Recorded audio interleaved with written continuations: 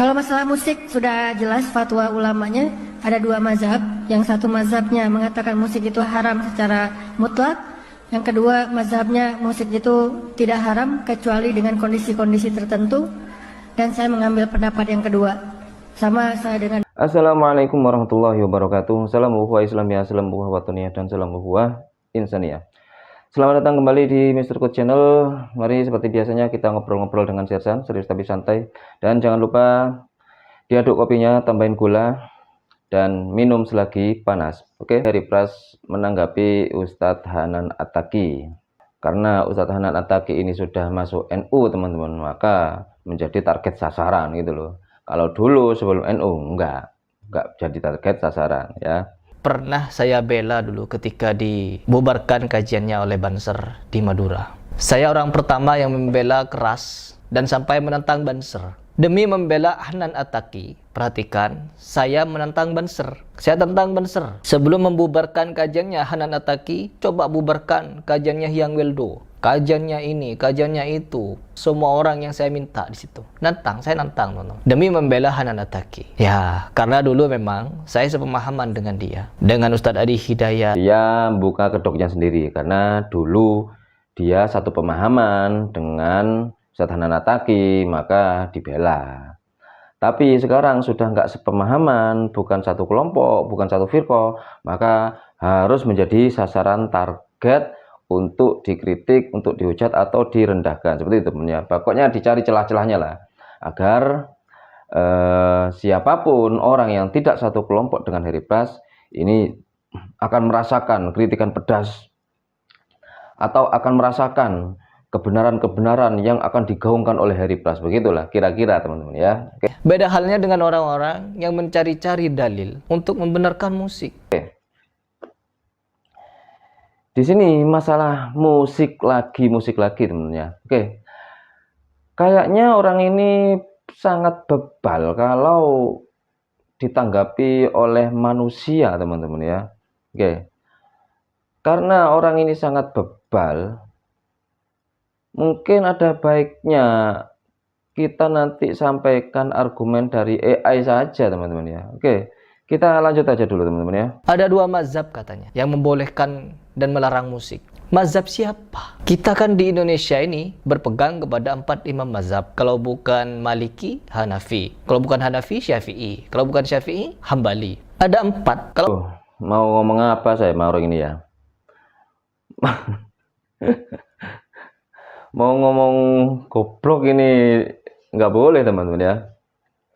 Maksudnya Ustadz Hanan Attaqi itu Pras, ada dua madhab, berarti ada dua kelompok besar tuh yang berpendapat kepada hukum musik ini. Ada yang berpendapat yang mengharamkan, ada yang membolehkan. Intinya di situ, intinya menurut Ustadz Hanan Attaqi loh ya, intinya di situ gitu teman-teman ya. Oke, kita lanjut aja. ada dua mazhab yang katanya membolehkan dan melarang. Kira-kira di antara keempat imam mazhab, siapa yang mengharamkan? Siapa yang membolehkan? Ibnu Hazm. Karena menganggap hadis tersebut benar cacat. Apakah iya begitu? Wahabi ini taunya ulama yang menghalalkan musik hanya Ibnu Hazm saja. Padahal banyak teman-teman ya. Ada Imam Ghazali, ada Asy-Syaukani, ada juga Imam Izzuddin bin Abdissalam. Toh seandainya hanya Ibnu Hazm saja yang menghalalkan, kemudian ada orang yang mengikuti pendapat Ibnu Hazm, apa masalahnya gitu loh. kalau masalah Yang penting musik ada sudah jelas dari kalangan fatwa imam ulamanya, yang mempunyai pendapat dua berbeda, mazhab. lalu ada Yang orang satu yang mazhabnya mengikuti dia. mengatakan musik itu Kenapa haram masalahnya secara gitu loh? mutlak. Masalahnya apa? Yang Ya nggak kedua usah dimasalahkan mazhabnya kan gitu. musik itu tidak haram kecuali Kesalahan dengan kelompok kondisi-kondisi Wahabi tertentu. ini, Anda ini Dan saya sebenarnya mengambil pendapat memaksa yang kedua. orang. Sama Ingat, saya dengan Ustadz memaksa Abu Somad, orang Ustadz Adi dengan Hidayat, dalil Ustadz yang lain. yang Anda pegang agar orang ini mengikuti pendapat Anda. Mengikuti, kalau nggak mengikuti salah. Nah ini kesalahannya di sini. Ini masih kanak-kanak namanya, madhab kanak-kanak. Anda beragama di sini masih kurang dewasa beragamanya.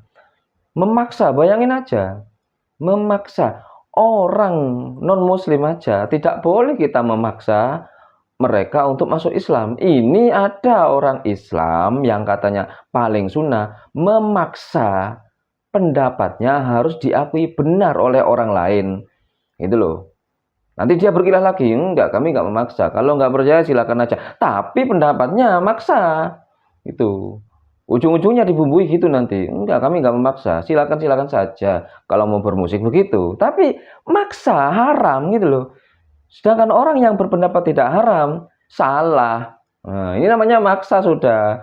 Padahal banyak ulama yang menghalalkan atau memakruhkan dengan beberapa sebab itu teman-teman ya. Oke, kita langsung aja ke AI saja teman-teman ya. Karena mungkin orang ini bebal jika dikasih dalil manusia karena kesombongannya ya. Karena dia merasa paling baik, ana khairun minhu gitu. Saya lebih baik daripada manusia, mungkin gitu ya. Jadi kita sampaikan aja dari AI saja teman-teman dalilnya teman-teman ya. لا يوجد إجماع بين العلماء المسلمين حول حكم الموسيقى. هناك من يحرمها مطلقا، وهناك من يبيحها بشروط معينة، وهناك من يكرهها. غالبية الفقهاء يرون أن الموسيقى بشروطها مباحة، بينما يرى البعض الآخر تحريمها، وبعضهم يرى كراهتها. أبرز الآراء في حكم الموسيقى: 1. التحريم المطلق. يرى أصحاب هذا الرأي أن الموسيقى بجميع أنواعها وآلاتها محرمة شرعا، ويستدلون ببعض النصوص الشرعية والأحاديث النبوية التي يرونها تدل على التحريم. 2. الإباحة بشروط. يرى أصحاب هذا الرأي أن الموسيقى مباحة إذا لم تتضمن محرمات أخرى، كالأغاني التي تثير الشهوات أو تدعو إلى الفسق، وأن تكون مصحوبة بآلات موسيقية غير محرمة، وأن لا تلهي عن ذكر الله. 3. الكراهة. يرى أصحاب هذا الرأي أن الموسيقى مكروهة، أي أنها ليست محرمة ولا مباحة، ولكن الأولى تركها. أهم العلماء الذين أباحوا الموسيقى بشروط: 1. ابن حزم.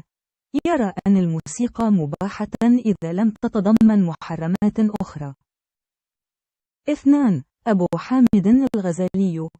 يرى أن الموسيقى مباحة إذا كانت لا تصاحبها محرمات، وأن تكون معتدلة لا تلهي عن ذكر الله. 3. ابن القيسراني. يرى أن الموسيقى مباحة إذا كانت لا تتضمن محرمات أخرى. 4. محمد الشوكاني. يرى أن الموسيقى مباحة إذا كانت لا تتضمن محرمات أخرى. 5. عبد الغني النابلسي. يرى أن الموسيقى مباحة إذا كانت لا تتضمن محرمات أخرى. أهم العلماء الذين حرموا الموسيقى: أحمد بن حنبل. يميل إلى تحريم الموسيقى. ابن تيمية. يرى أن الموسيقى محرمة إذا كانت تلهي عن ذكر الله وتصاحبها محرمات أخرى. أهم العلماء الذين كرهوا الموسيقى: 1. أبو حنيفة. يرى أن الموسيقى مكروهة. 2. مالك. يرى أن الموسيقى مكروهة. 3. الشافعي. يرى أن الموسيقى مكروهة إذا كانت تلهي عن ذكر الله وتصاحبها محرمات أخرى. الخلاصة: لا يوجد اتفاق بين العلماء على حكم الموسيقى، فالأمر يختلف باختلاف المذاهب والآراء. Tidak ada konsensus di antara para ulama tentang hukum musik melarangnya secara mutlak. Ada yang memperbolehkannya dengan syarat-syarat tertentu. Ada pula yang mengharamkannya, ada pula yang memakruhkannya. Yang pertama adalah haram secara mutlak. Mereka yang menganut pandangan ini meyakini bahwa musik dalam bentuk apapun dan instrumen apapun dilarang oleh hukum Islam, dan mereka mengutip beberapa teks dari hadis Islam yang mereka yakini menunjukkan larangan itu. Hukum yang kedua adalah diperbolehkan dengan syarat. Mereka yang berpandangan ini berpendapat bahwa musik itu boleh jika tidak mengandung hal-hal yang terlarang lainnya, seperti lagu-lagu yang membangkitkan syahwat atau mengajak kepada kemaksiatan, jika diiringi dengan alat musik yang tidak terlarang, dan jika tidak mengganggu zikir kepada Allah. Pendapat ketiga, ada juga yang memakruhkannya atau membencinya. Mereka yang berpandangan ini beranggapan bahwa musik itu tidak disenangi atau makruh, artinya tidak haram dan tidak pula dibolehkan, namun lebih baik ditinggalkan. Nah, ulama-ulama yang terpenting mengizinkan musik dengan kondisi tertentu adalah diantaranya Ibnu Hazm, Ia berpendapat bahwa musik itu boleh jika tidak memuat hal-hal yang diharamkan lainnya. Yang kedua adalah Imam Abu Hamid Al-Ghazali. Beliau berpendapat bahwa musik hukumnya boleh jika tidak disertai dengan hal-hal yang haram dan tidak berlebihan serta tidak mengganggu zikir kepada Allah. Yang ketiga adalah Ibnu Qusaironi. Ia berpendapat bahwa musik itu boleh jika tidak memuat hal-hal yang diharamkan agama lainnya. Yang kemudian Muhammad Asy-Syaukani. Beliau berpendapat bahwa musik itu boleh jika tidak memuat hal-hal yang diharamkan lainnya. Lalu ada pula Imam Abdul Ghani An-Nabulsi. Beliau juga berpendapat bahwa musik itu boleh jika tidak memuat hal-hal yang diharamkan lainnya. Lalu dari kalangan ulama-ulama yang mengharamkan musik, yang pertama adalah Imam Ahmad bin Hambal. Beliau mengharamkan musik. Yang kedua adalah Ibnu Taimiyah. Beliau berpendapat bahwa musik haram jika mengganggu zikir kepada Allah dan disertai dengan hal-hal yang haram lainnya.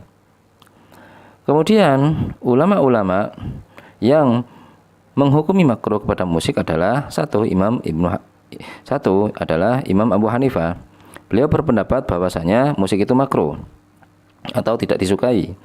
Yang kedua adalah Imam Malik. Beliau juga memakruhkan hukum musik. Yang ketiga adalah dari kalangan Asy-Syafi'i, berpendapat bahwa musik adalah makruh jika ia mengganggu dari mengingat kepada Allah dan disertai dengan hal-hal yang terlarang lainnya. Kesimpulannya, para ulama tidak sepakat tentang hukum musik ini karena memang hukumnya berbeda-beda tergantung mazhab dan pendapat masing-masing. Semoga dalil-dalil yang disampaikan oleh robot ini bisa membuka hati para Wahabi, karena mereka itu sudah merasa lebih baik dari manusia. Barangkali mereka bisa lunak dengan nasihat-nasihat dari robot, teman-teman ya. Oke, itu saja dari kami. Jazakumullah khair, pokoknya alafu minkum. Assalamualaikum warahmatullahi wabarakatuh.